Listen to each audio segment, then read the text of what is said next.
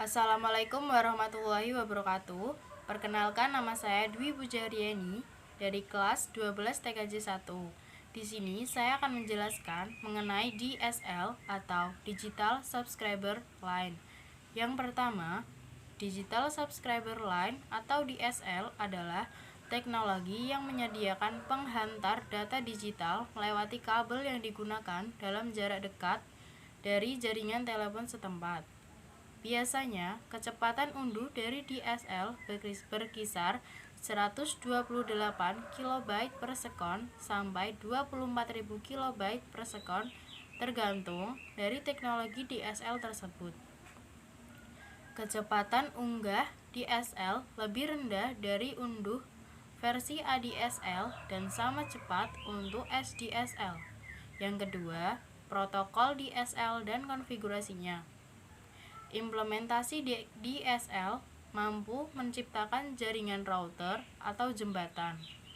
Kelompok komputer pengguna terhubung ke subnet tunggal dalam konfigurasi router atau jembatan. Implementasi awal DHCP untuk menyediakan rincian jaringan seperti alamat IP kepada peralatan pengguna dengan authentication melalui alamat MAC atau memberikan nama host.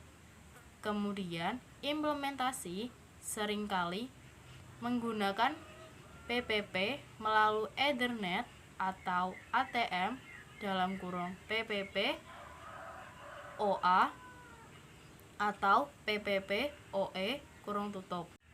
Yang ketiga, contoh dari teknologi DSL yaitu pertama, HDSL atau High Bit Rate Digital Subscriber Line. Yang kedua, SDSL atau Symmetric Digital Subscriber Line. Yang ketiga, ADSL atau Asymmetric Digital Subscriber Line.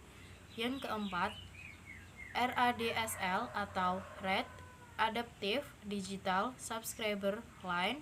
Yang kelima, VDSL atau Very High Bitrate Digital Subscriber Line.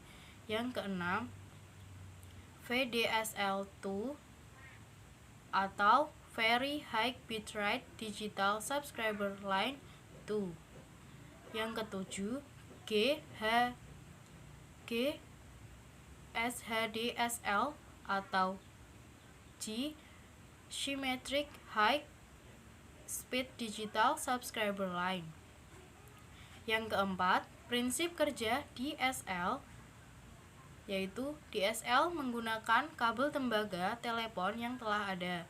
Yang populer adalah ADSL karena ADSL dapat membagi frekuensi yang tersedia pada sebuah kabel telepon dan menyesuaikannya sesuai kebutuhan pengguna maupun bandwidth download yang besar dan upload kecil atau sebaliknya.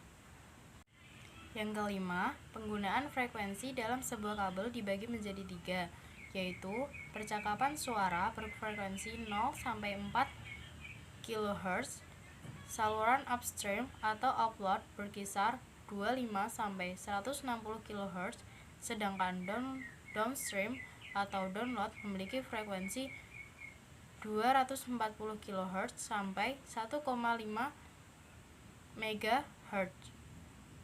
Jaringan ADSL memiliki batasan 5,460 meter. Oleh karena itu, semakin jauh pengguna dari penyedia layanan, maka bisa saja pengguna merasakan penurunan kecepatan bandwidth daripada yang dijanjikan. Keenam, kelebihan DSL. 1. Koneksi yang cukup simultan antara internet dengan suara atau fax lewat kabel telepon. Yang kedua, keamanan data terjaga dengan baik. Yang ketiga, mempunyai kecepatan akses yang tinggi dan selalu online. Yang keempat, harga penggunaan yang murah terutama untuk daerah perumahan. Yang ketujuh, kekurangan DSL. 1. Kabel tembaga dari CO ke pelanggan yang panjang. Kedua, terdapat Lloyd, coils, dan brick types. Yang ketiga, serat optik. Sekian penjelasan dari saya. Terima kasih. Wassalamualaikum warahmatullahi wabarakatuh.